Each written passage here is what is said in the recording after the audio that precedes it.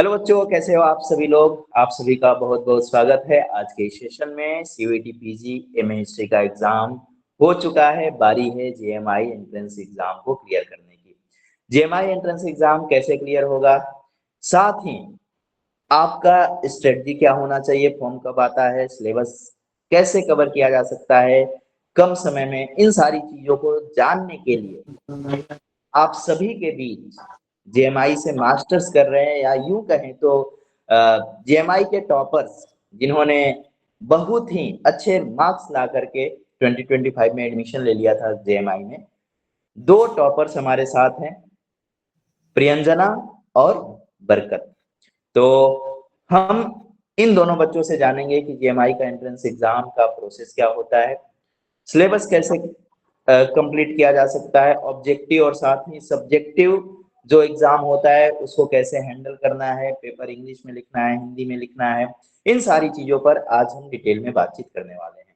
तो सबसे पहले हम बरकत से जानना चाहेंगे कि बरकत, जेएमआई एंट्रेंस एग्जाम का पैटर्न क्या होता है, पेपर किस तरीके से पूछा जाता है, पैटर्न क्या होता है पेपर का, और साथ ही बचे हुए कम समय में कैसे बच्चे तैयारी करें ताकि इनको आसानी से जेएमआई में एडमिशन मिल सके। बरकत। बहुत बहुत शुक्रिया sir. Good evening everyone and Eid Mubarak. दोबारा मैं कह रहा हूँ ईद मुबारक आप सभी को।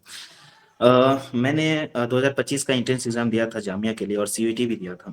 उसमें अगर जेएनयू को छोड़ते हैं तो लगभग सभी कॉलेज मुझे मिल रहा था और इसके लिए मैं आपको विष्णु सर और बसंत सर दोनों को तहे दिल से शुक्रिया कहना चाहता हूँ। कभी मैं फ्रंटली मिल तो नहीं पाया, लेकिन आज मैं दर्शन कर रहा हूँ आप लोगों का, तो मैं शुक्रिया कहना चाहता हूँ आपका। जो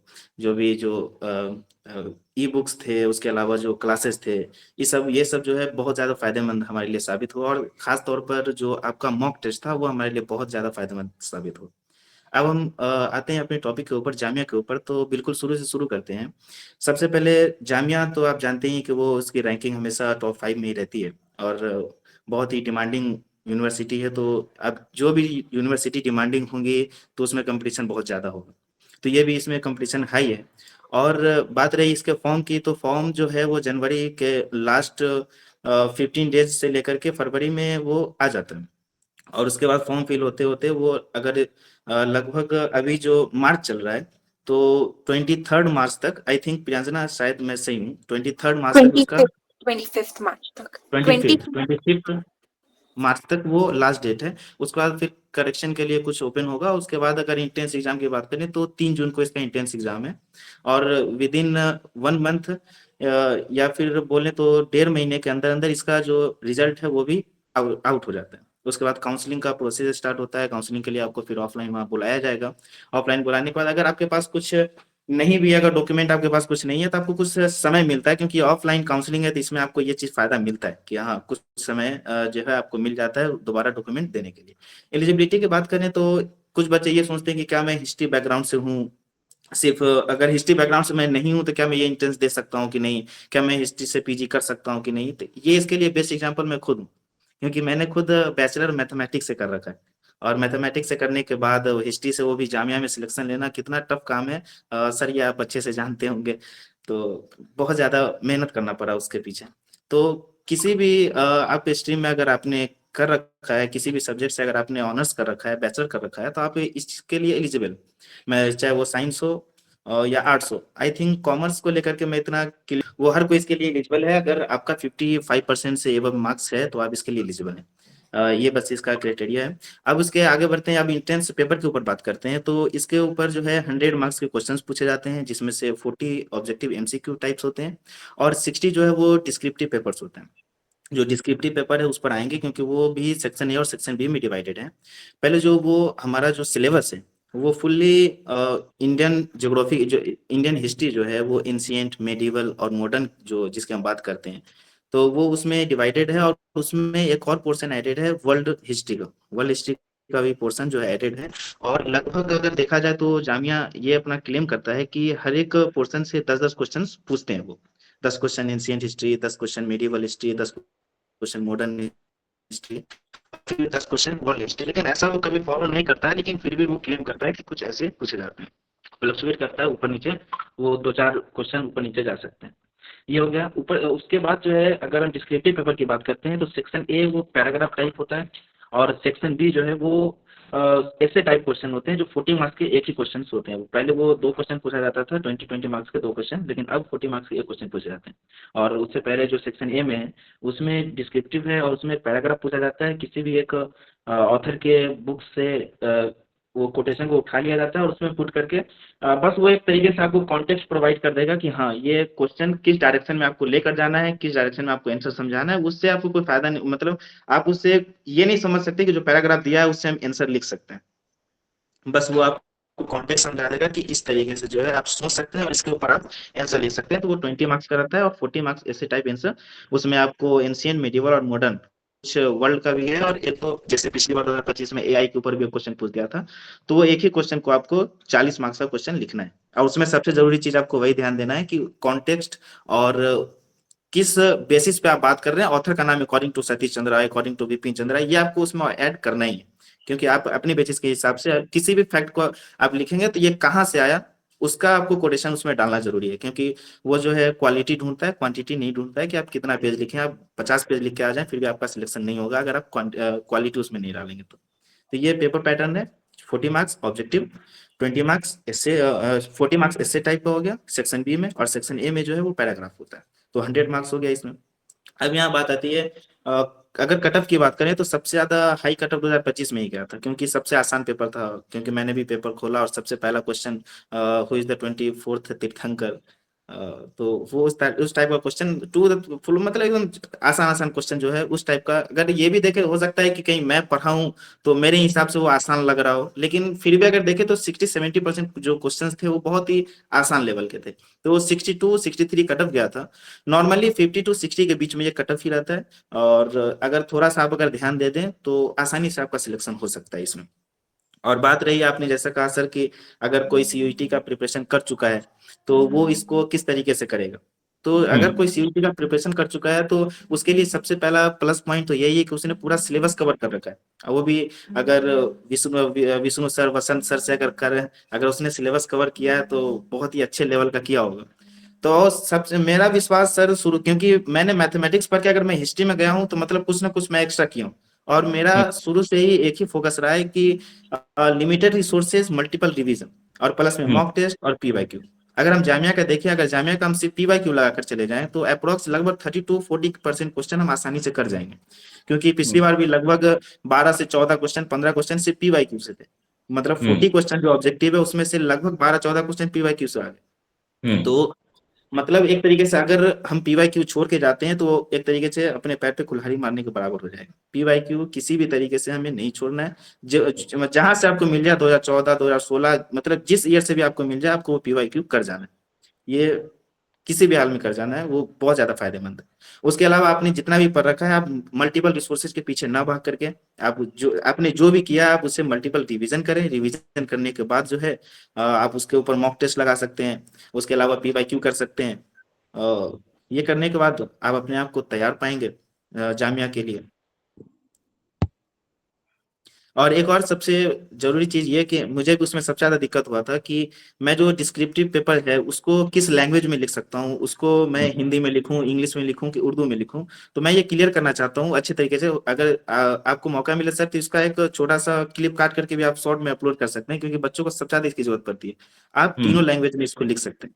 उसमें आपको जो है पहले ऊपर लिखा रहता है कि आप हिंदी, इंग्लिश और उर्दू तीनों में से किसी एक लैंग्वेज में आप इसको लिखें। लेकिन मैं प्रेफर करूंगा कि अगर आपका 19-20 अगर हिंदी इंग्लिश में है, मतलब इंग्लिश आपका 19 है और हिंदी अगर 20 है आपका, तो आप इंग्लिश चूज करें, क्योंकि इंग्लिश वाले को थोड़ा ज्यादा प्रेफरेंस मिलता है।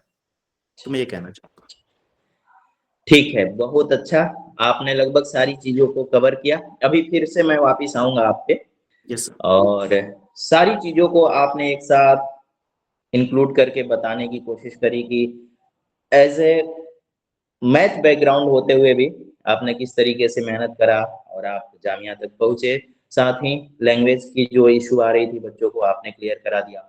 साथ ही पेपर कैसे लिखना है, 50 पेज लिख देंगे वो जरूरी नहीं है, आप क्या लिख रहे हैं ये मायने रखता है ना। तो चलिए, सारी चीजों को आपने अच्छे से कवर किया। फिर हम आप पे पहुंचेंगे, तब तक चलते हैं प्रियंजना पे। प्रियंजना, आपसे हमारे कुछ सवाल हैं, हमारे क्या हमारे बच्चों के सवाल हैं जो मैं आपसे पूछ रहा हूँ। तो सबसे पहला कि जो बच्चे जामिया ही जाना चाहते हैं, जिनका टारगेट ही जामिया है, उनकी तैयारी कैसी होनी चाहिए? जामिया का सिलेबस और सीयूईटी पीजी के सिलेबस में कितना अंतर है? और इसी के साथ-साथ काफ़ी सारे बच्चे कहते हैं अच्छा जामिया में मेडिवल हिस्ट्री ज़्यादा पूछता है, मॉडर्न हिस्ट्री ज़्यादा पूछता है। ख़ैर मेडिवल को लेकर के बच्चे थोड़े-से वो रहते हैं कि अच्छा जामिया का एंट्रेंस है तो क्या मेडिवल ज़्यादा पूछता है? इसको लेकर के कितनी सच्चाई है? और ये बचे हुए जो समय है, क्योंकि ये सब के सब बच्चे सीयूईटी पीजी की प्रिपरेशन करे हुए हैं ऑलरेडी। तो बचे हुए टाइम में क्योंकि 25 जो है फॉर्म भरने की लास्ट डेट भी है 25 मार्च। तो जो लोग फॉर्म नहीं भरे हैं भाई भर लो, है ना? आपके सीनियर्स के माध्यम से ये चीज़ भी पता चल चुका है। तो फॉर्म भर लो आप सभी लोग।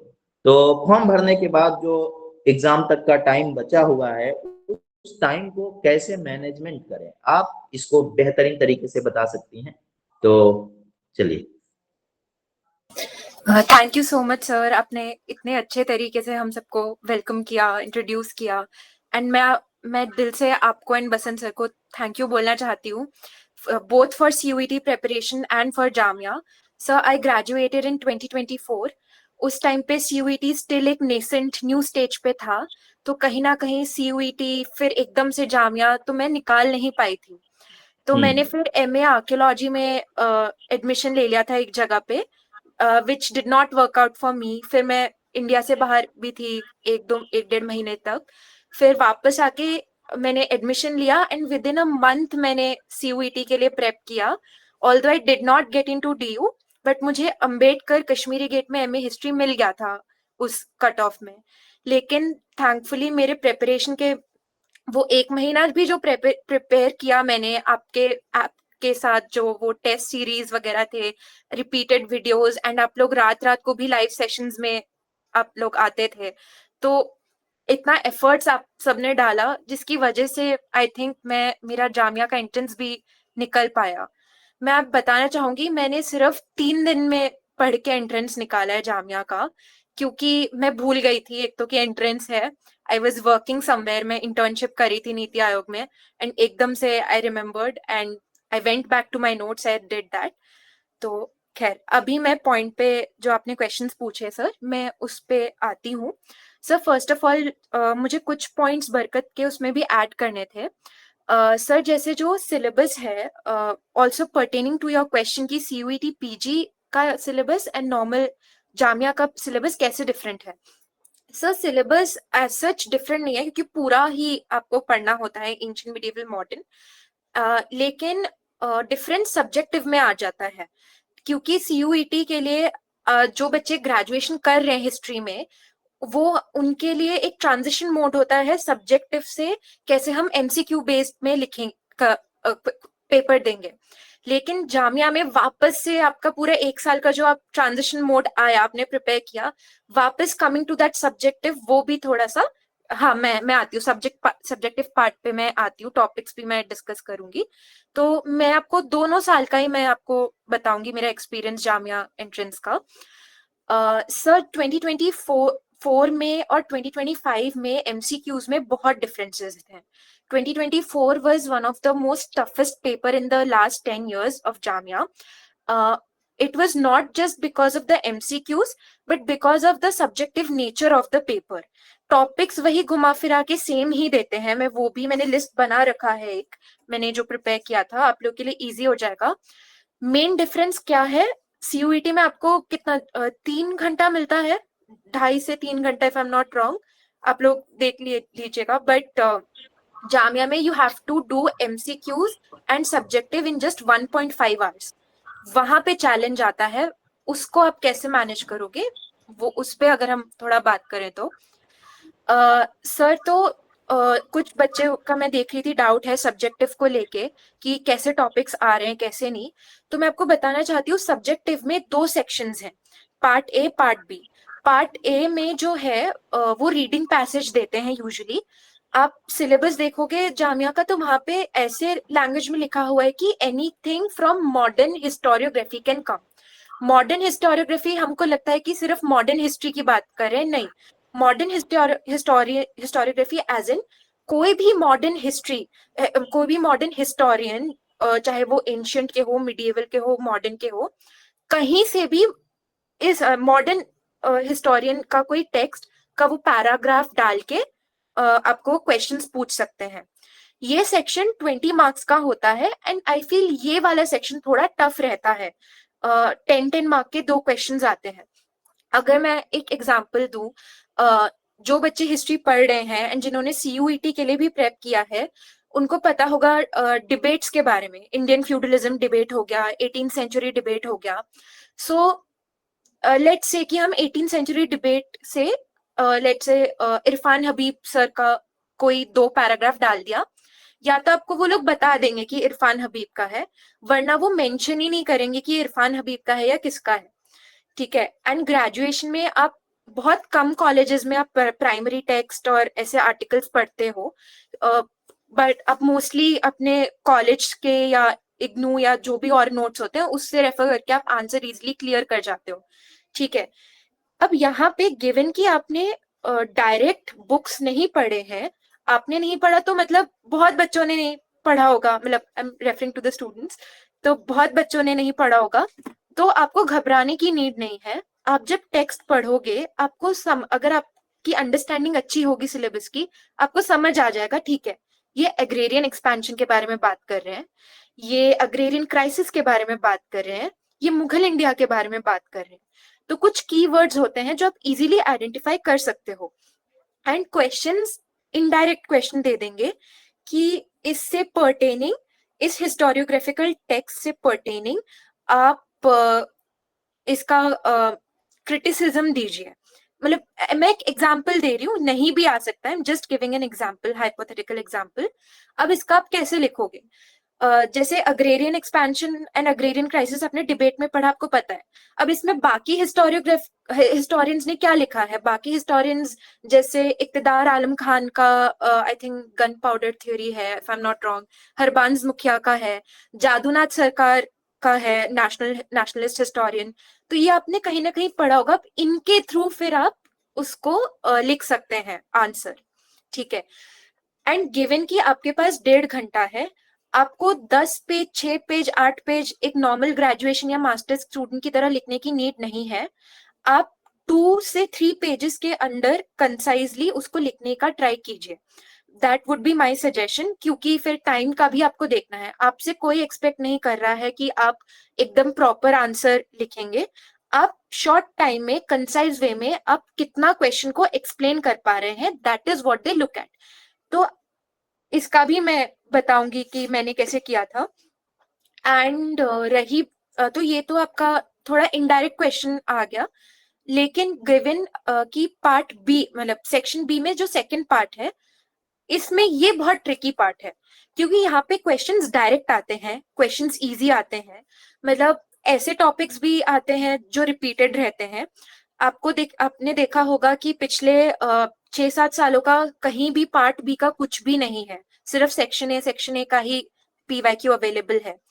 तो अगर आप देखें तो 2016, 2017, 2018 इन 3-4 सालों का यूट्यूब पे वीडियोस अवेलेबल है सेक्शन बी का। उसमें आप देखोगे सुलह कुल policy, they are asking urban decline, urbanization of Harappa, decline of Harappa, ऐसे बहुत बेसिक टॉपिक्स, बहुत रिपीटेड टॉपिक्स आ रहे हैं। बस आपको यही करना है। अगर आप DU से हो या जहां से आप ग्रेजुएशन कर रहे हो, आप कोई इग्नू से कर रहा है, कोई जामिया से ही कर रहा होगा, जामिया से कर रहे होंगे उनको तो बेटर ही पता होगा, बट ओके। तो आप, मेरा ये सजेशन रहेगा सब्जेक्टिव प्रिपेयर करने के लिए, आपने अगर बैचलर्स हिस्ट्री में किया है, नहीं भी किया है, तो 3 साल के जो बैचलर्स के पेपर हैं कोई भी यूनिवर्सिटी का, ट्राई करिए। DU या JNU के प्रीवियस ईयर, मतलब CUET से पहले जो एंट्रेंसेस होते थे सब्जेक्टिव बेस्ड, उन क्वेश्चंस को आप देखिए। उसमें से आप देखिए क्या क्या क्वेश्चंस पूछ रहे हैं, कैसे कैसे पूछ रहे हैं। ठीक है।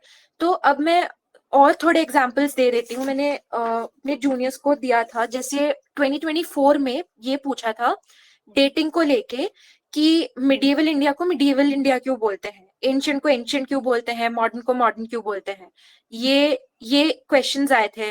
देन ड्रेन थियोरी जो मॉडर्न इंडिया में है, ग्रेट डाइवर्जेंट डिबेट है, सारे जो डिबेट्स हैं आपको वो करने हैं। अब ऐसे चूज करके एनालाइज करके 20 क्वेश्चंस आप निकाल लीजिए, ठीक है। क्योंकि सीयूईटी के लिए आपने प्रिपेयर किया तो आपका एमसीक्यू पार्ट ऑलरेडी तैयार है। एंड जैसा कि बरकत ने बोला कि 60 to 70% पीवाईक्यू बेस्ड एमसीक्यूज आते हैं, तो वो इजीली आप कवर कर सकते हैं। एंड तो अब मैं सब्जेक्टिव की ही आगे बात करूं तो इसमें ट्रिकी क्या रहता है, यूजुअली क्या होता है कि 40 मार्क का एक क्वेश्चन देते थे पहले। तो मैं 2024 में उसी माइंडसेट से गई थी कि चलो एक ही क्वेश्चन करना है एंड 2 क्वेश्चन रीडिंग पैसेज के करने हैं। बट व्हाट दे डिड, उन्होंने 10 मार्क के 4 क्वेश्चंस दे दिए थे इस वाले सेक्शन में। क्योंकि तो मुझे नहीं पता, बट फिर वो जो 40 मार्क का आपका सेक्शन बी का जो लास्ट वाला सेक्शन है, आपके पास टाइम ही नहीं बचा है। आप टोटल में फिर 6 क्वेश्चंस आपको लिखने पड़ गए थे 1.5 घंटे में, उसमें आपको एमसीक्यू भी करना था, तो वो थोड़ा सा पैनिक की सिचुएशन सबके लिए ही हो गया था। लेकिन 2025 में फिर क्या हुआ, ये जो लास्ट सेक्शन है 20 मार्क के 2 क्वेश्चंस दे दिए थे इंस्टेड ऑफ 40। तो कुछ भी कर सकते हैं ये लोग इसमें, वो लोग बस बोल देंगे कि ये वाला सेक्शन 40 मार्क्स का है, लेकिन वो ब्रेक के किसी भी तरीके से दे सकते हैं। तो पास्ट ईयर्स पीवाईक्यूज में जैसा मैंने बोला एक क्वेश्चन 40 मार्क का, बट फिर 2024 से पैटर्न ही चेंज हो गया, दोनों कंसेक्यूटिव ईयर्स उन्होंने पैटर्न चेंज कर दिए। तो आपको ये थोड़ा ध्यान रखना पड़ेगा। अगर आप 10 मार्क का क्वेश्चन आता है तो यू नो कि अच्छे से आप क्वालिटी कंटेंट 2 to 2.5 पेजेस में आप लिख लो। 20 मार्क्स के क्वेश्चंस आए तो भी आप ट्राई करो 3 पेज तक आप पूरा लिख लीजिए। लेकिन 40 मार्क का अगर एक क्वेश्चन आ जाए तो उसमें आपको 4 से 5 पेज तो आप क्वालिटी गुड कंटेंट लिखना पड़ेगा, हिस्टोरियोग्राफी एंड ऑल दैट। तो इसका मैंने ये ट्रिक किया था कि आई prepared my own notes, 5 to 6 pages के मैंने हर टॉपिक के नोट्स प्रिपेयर कर लिए थे। और ग्रेजुएशन भी हिस्ट्री में किया था तो मेरे ऑलरेडी नोट्स प्रिपेयर्ड थे, मेरे लिए थोड़ा इजी हो गया था। अब यहाँ पे मैंने चैट जीपीटी का हेल्प लिया, मैंने पढ़ लिया, मैंने सब कुछ पढ़ लिया। देन चैट जीपीटी को मैंने ये लिखा कि ये मेरे नोट्स हैं, इसमें से आप मुझे 300 वर्ड्स में आंसर निकाल के दो, फ्रेम करके दो। तो अब मेरे लिए ये इतना इजी। दीदी आप नोट्स शेयर करते, देखती हूँ मेरे पास होंगे तो डेफिनेटली, बट सर तो बहुत अच्छे से ही लिखवाते हैं, उनके पीडीएफ बुक्स में मैंने उसी से नोट्स बनाए थे। तो एज आई वाज सेइंग, तो उससे क्या होता है आपको थोड़ा आइडिया आ जाता है, थोड़ा कॉन्फिडेंस मिल जाता है कि चलो ठीक है मेरे पास 10 मार्क का क्वेश्चन आएगा तो ठीक है मुझे इतना इतना लिखना है और इतना इतना मिस करना है। 20 मार्क का आएगा तो ये ऐसे थोड़ा ये ऐड कर देंगे, ये मिक्स कर देंगे। 40 मार्क आएगा तो आपको पूरा जो आपने नोट्स में लिखा है वो पूरा आपको लिखना है। So that's about the subjective. तो subjective and also question paper English में आता है। मैं देख रही थी कोई डाउट पूछ रहे थे, हिंदी में तो बरकत नहीं आया था ना कोई question? I don't know, Hindi में कोई क्वेश्चन नहीं था, सभी क्वेश्चन जो थे इंग्लिश में आते हैं क्वेश्चंस। हाँ, इंग्लिश एंड जैसा कि एक और क्वेश्चन सर ने पूछा था कि ज्यादातर क्वेश्चन मिडिएवल से आते हैं। जो रीडिंग पैसेज मैंने बोला दोनों साल ही मिडिएवल से ही आए थे। नहीं, इंटरव्यू नहीं होता है, you don't have to worry about that. तो वो दूसरे सब्जेक्ट्स के लिए होता है। अगर आप इंटरनेशनल रिलेशंस उन सब सब्जेक्ट्स में जा रहे हो उस पे इंटरव्यू होता है। एमए हिस्ट्री में अभी तक तो नहीं हुआ है। तो या सो रिपीटेटिव थीम हाँ, मैं सर के साथ मैं शेयर कर दूंगी जो टॉपिक लिस्ट है, सर आप देख लीजिएगा, अगर वो आपको लगे तो आप शेयर कर दीजिएगा। बिल्कुल। तो वही 20 से 25 क्वेश्चन, 25 भी ज्यादा मैं बोल रही हूँ, 20 क्वेश्चंस आप वो डीयू से जो डिबेट्स मेनली आप कर लो, सब्जेक्टिव सॉर्टेड है आपका। एंड पीवाईक्यूज में आप एमसीक्यूज देख लीजिए, इजी हो जाएगा। हाँ, एमसीक्यूज में जो मिडिएवल इंडिया के क्वेश्चंस थे वो मेरे लिए थोड़े से टफ थे, ऑल्दो पेपर बहुत इजी था, क्योंकि मैं अभी जैसे मैं मिडिएवल इंडिया पढ़ रही हूँ, मिडिवल हिस्ट्री कर रही हूँ, तो मेरे लिए इजी है कि वहादतुल वजूद क्या है, वहादतुल शुहूद क्या है, I am able to recall. But उस टाइम पे ज्यादा मैंने मॉडर्न और एंशिएंट पढ़ा था, मिडिवल पे उतना फोकस मैंने किया नहीं था, तो मेरे लिए वो याद रखना थोड़ा डिफिकल्ट हो गया था। आई थिंक सर के मिडिवल हिस्ट्री की कोई एक वीडियो थी जिसमें वो रिवीजन करवा रहे थे पिछले साल, आई एम डैम श्योर इस साल भी करवाया ही होगा सर ने। अब वो देख लो, वो 5-6 घंटे का जो वीडियो है आप आराम से देख लो, वो हो जाएगा मिलाकर ओनली। हाँ, यू आर राइट, 50 मेरा कट ऑफ था 52। ठीक है, तो मार्क्स आपको रिवील नहीं होते आपके, ये मैं आपको बताऊंगी, आपको आपके मार्क्स कितने हैं नहीं पता चलेंगे। जब रिजल्ट आएगा तो एक पूरी लिस्ट निकलती है, वेटिंग लिस्ट भी निकलती है एंड नॉर्मल लिस्ट भी निकलता है। तो आई थिंक फर्स्ट 50 से 56 सीट शायद से हैं, है ना, 56 ही सीट्स हैं आई गेस। तो उसमें भी मतलब 25 सीट्स मॉडर्न हिस्ट्री के लिए हैं, 25 सीट्स मिडिवल के लिए हैं। तो एक दो बच्चे थोड़ा ऊपर नीचे हो जाता है, बट यूजुअली ट्रेंड यही रहा है कि फर्स्ट लिस्ट में जिन बच्चों का हो गया, जिन 15-20 बच्चों ने एडमिशन ले लिया है, they usually fill the seats for modern history. तो वो भी एक है। तो एंड रिजर्वेशन की बात रही, रिजर्वेशन का मुझे आइडिया है नहीं, वो आई थिंक बरकत बता पाएंगे ज्यादा।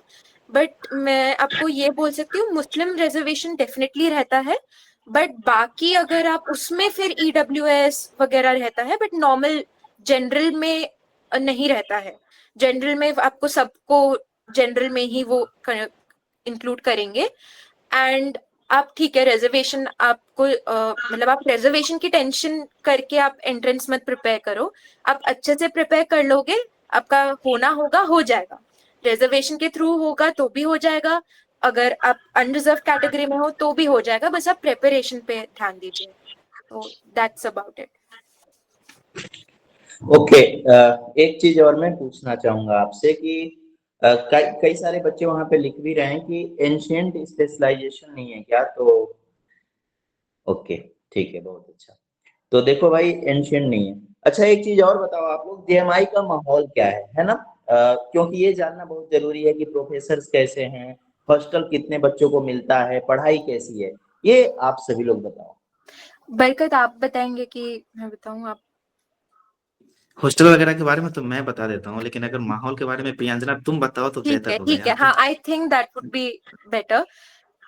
जब मैंने एडमिशन लिया था, बहुत लोगों ने मुझे आके बोला, अरे जामिया क्यों जा रहे हो, जामिया मत जाओ, ये करो वो करो, वो प्रेजुडिस रहेगा ही। लेकिन इतना प्यारा माहौल है जामिया में, आप जाओगे। अभी रमजान चल रहा था, मेरे जो दोस्त हैं, क्लासमेट्स हैं, Barkat was also there, they organized an iftari for us.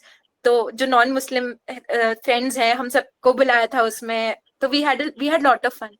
And बहुत ओपन स्पेस है, आप इजीली कहीं भी बैठ के पढ़ सकते हो। हमारे डिपार्टमेंट में अपना लाइब्रेरी है, जो सारे डिपार्टमेंट्स में नहीं होता है।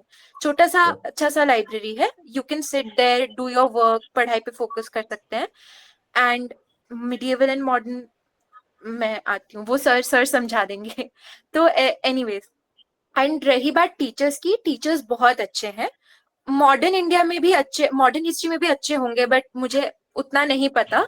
बट मिडिएवल का मैं आपको वाउच कर सकती हूँ, बहुत अच्छे से पढ़ाते हैं। देखो, हर यूनिवर्सिटी का अलग अलग तरीका होता है पढ़ाने का।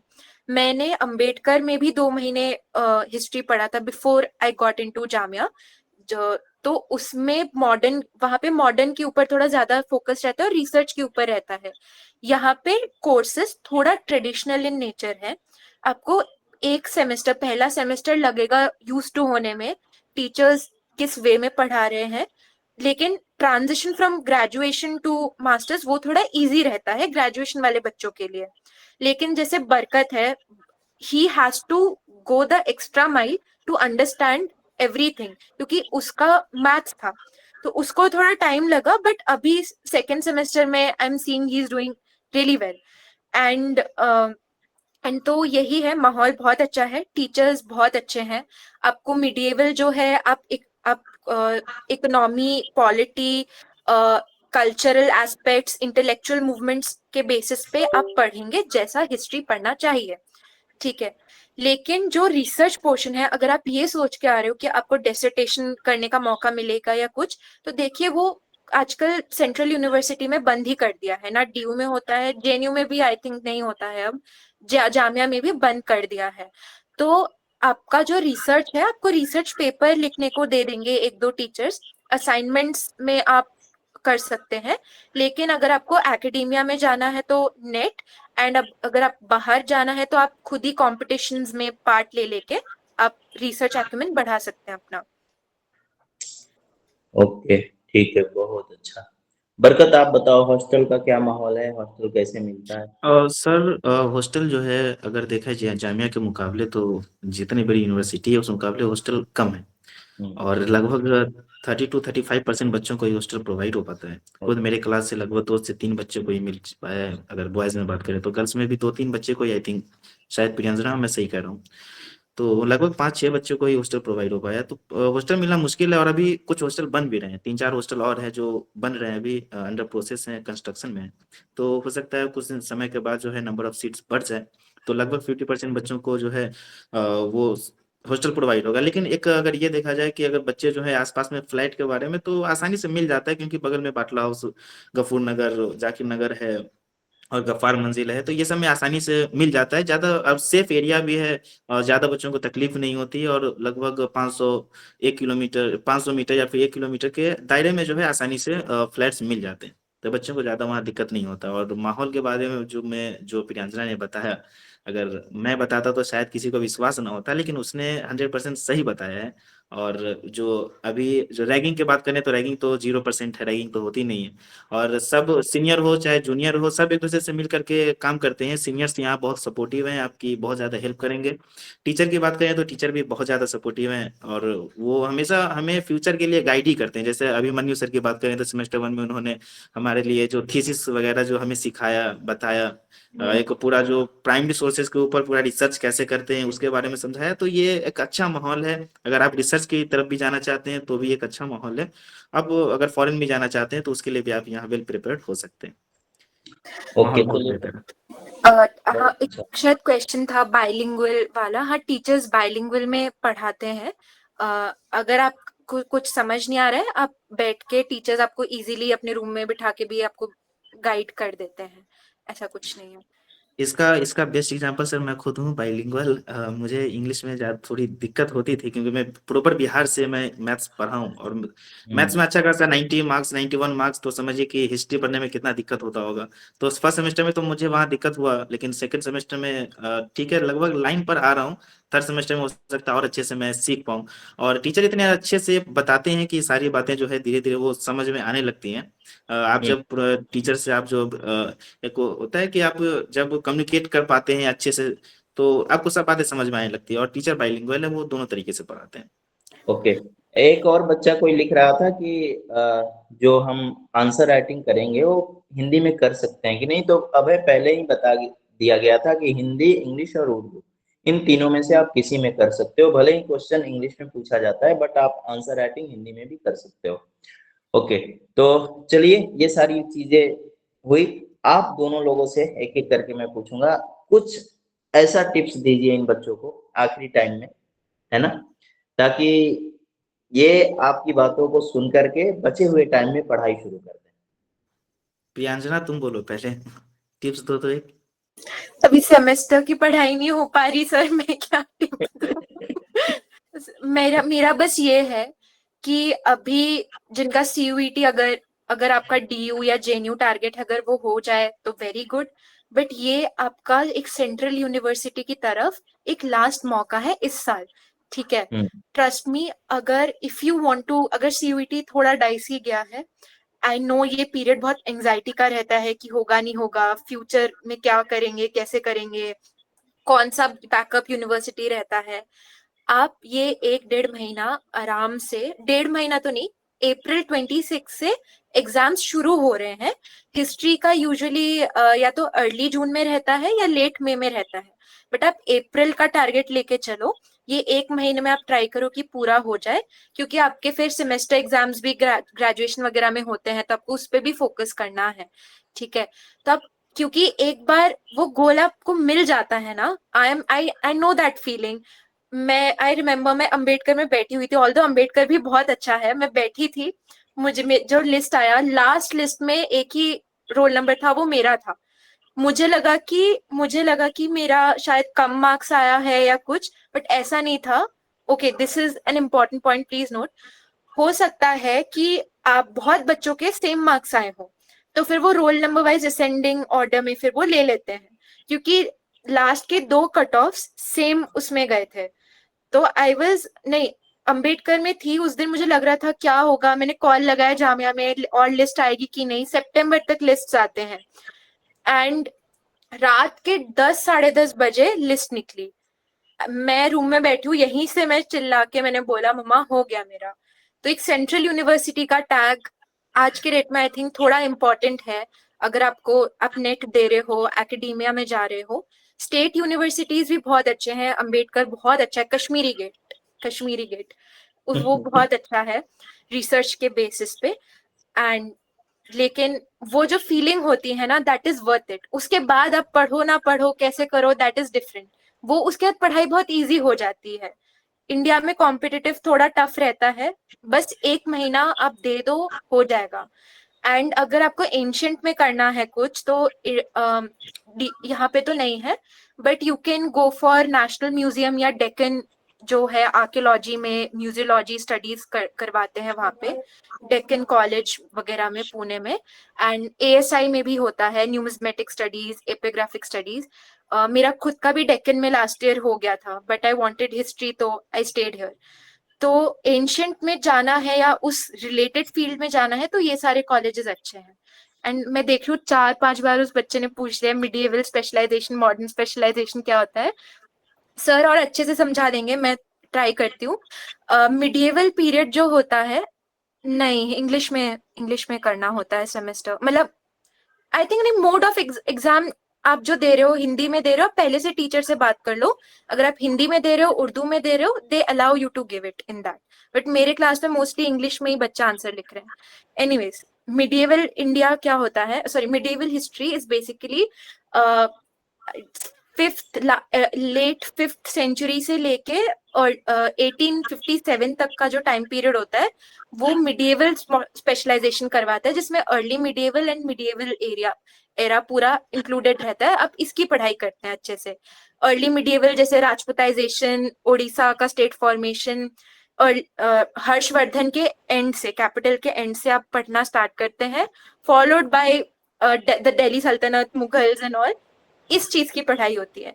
And modern India and modern history में 1857 के बाद से जो पढ़ाई होती है वो आप पढ़ते हैं। बाकी वो सर बेटर समझा देंगे। चलो ठीक है। बरकत, आप कुछ लास्ट टाइम इनको कहना चाहेंगे? सर, मेरे सामने विष्णु सर, बसंत सर हैं। इनके सामने तो बोलना, अगर कुछ टिप्स देना भी सूरज को दिए दिखाने के बराबर है, क्योंकि Basant sir is also doing his PhD, I think BHU से भी पीएचडी कर रहे हैं sir. I am right sir?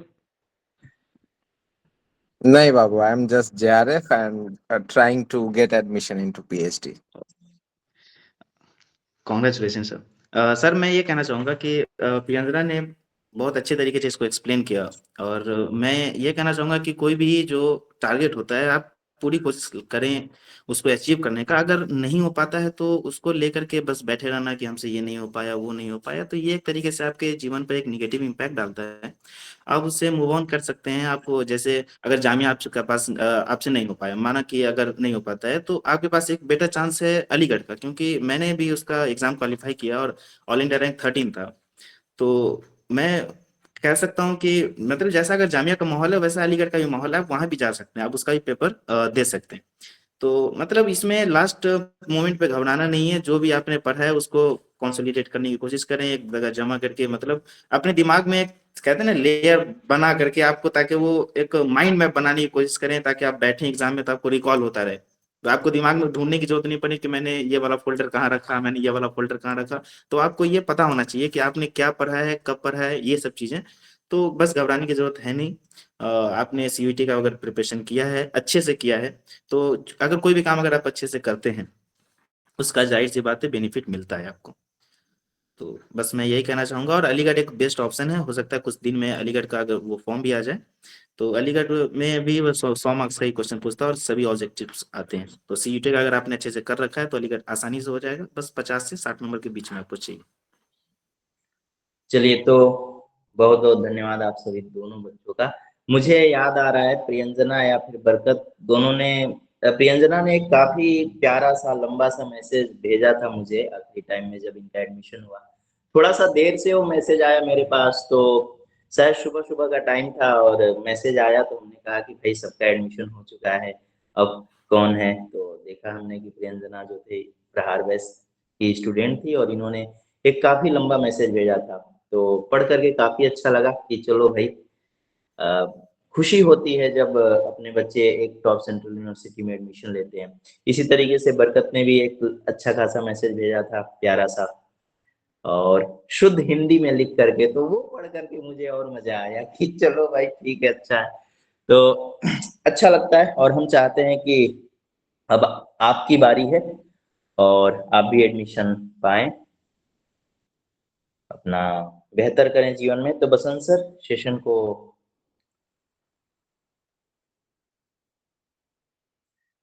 अगर बच्चों के कुछ डाउट है तो सर उसको क्लियर कर दीजिए।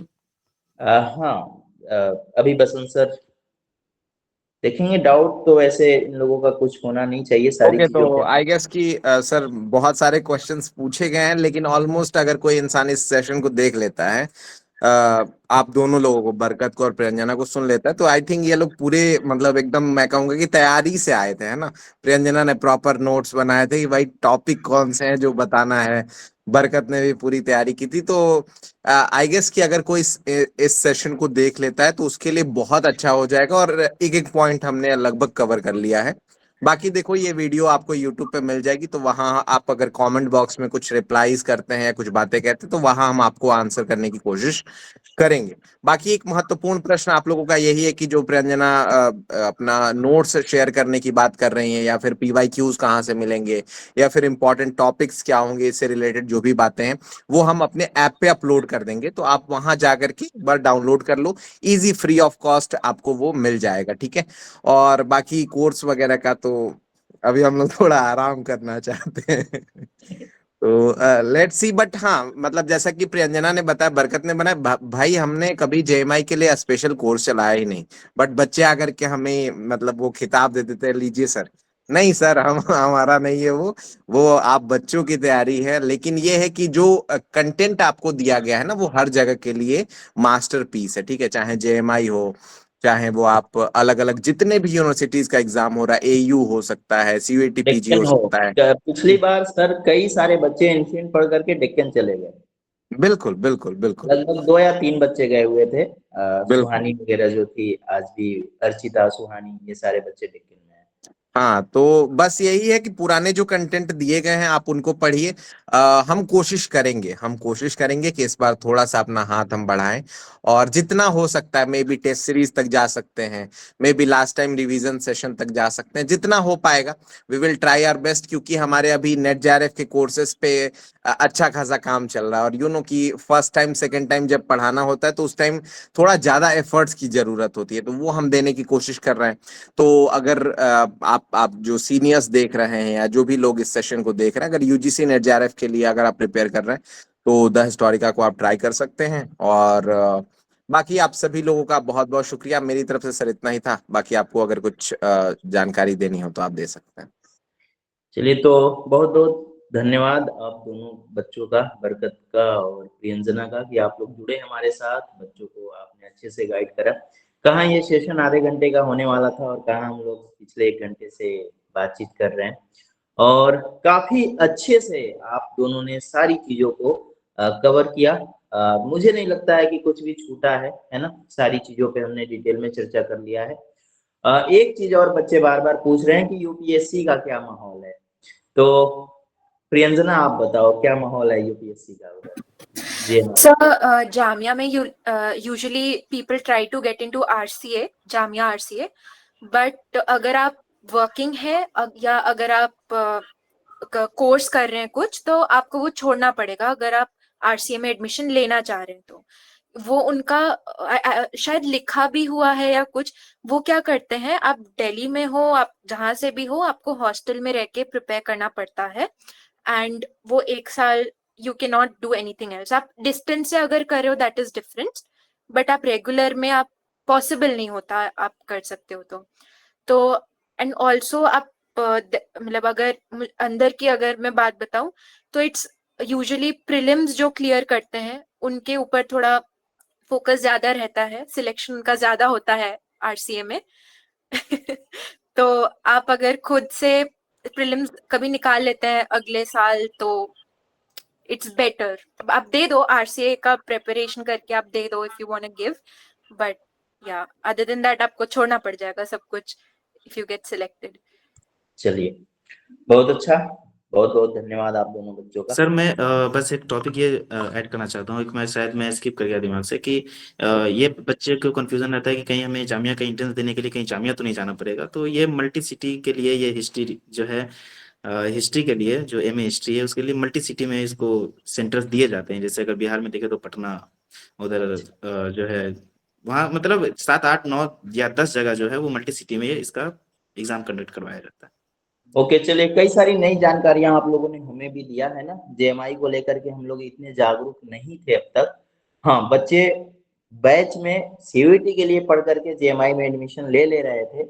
आप लोग भी उन्हीं में से हो, है ना। आपको हमने जेएमआई के लिए अलग से कुछ गाइड नहीं करा था, लेकिन हाँ, इस बार सारी चीजें हम जेएमआई के लिए बिल्कुल बेहतरीन तरीके से करेंगे और हमारी कोशिश होगी पूरी की पूरी की जो बच्चे जेएमआई जाना चाहते हैं, जेएमआई के लिए इंटरेस्टेड हैं, वो उस यूनिवर्सिटी में पहुंचे, है ना।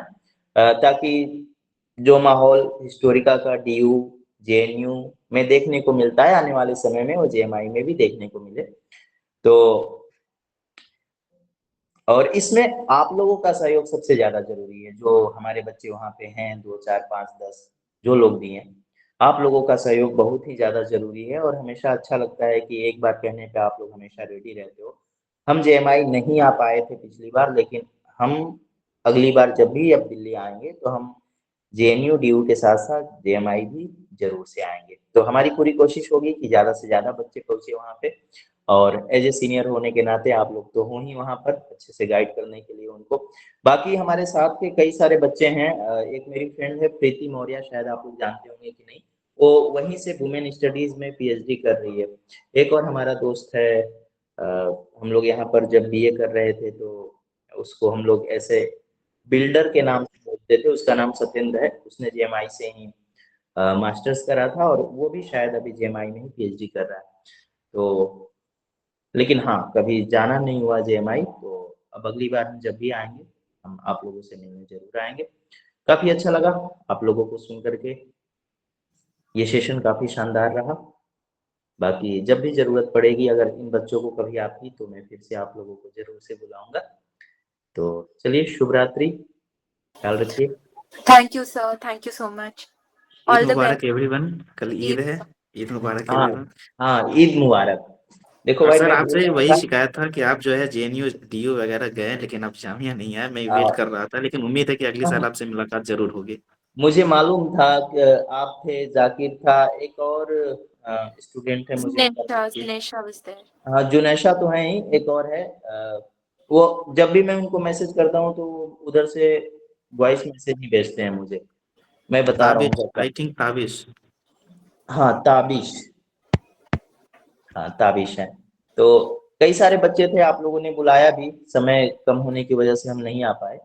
अब हम अगली बार उतना समय लेकर के आएंगे कि जिस तरीके से हम 2 दिन 3 दिन जेएनयू, 2 दिन 3 दिन डीयू में बिताते हैं, वैसे ही हम भी पूरा का पूरा एक दिन हम जामिया में बिताएं, लोगों के साथ जामिया के माहौल को देखें, समझें, है ना।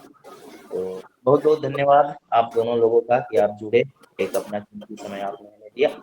बाकी जब भी आप लोगों को हमारी जरूरत पड़े किसी भी चीज में, तो आप लोग जरूर से बताइएगा। हम हमेशा आप लोगों के साथ हैं। चलिए, Thank you so much, sir. Thank you so bye much. Bye. Thank you so much sir.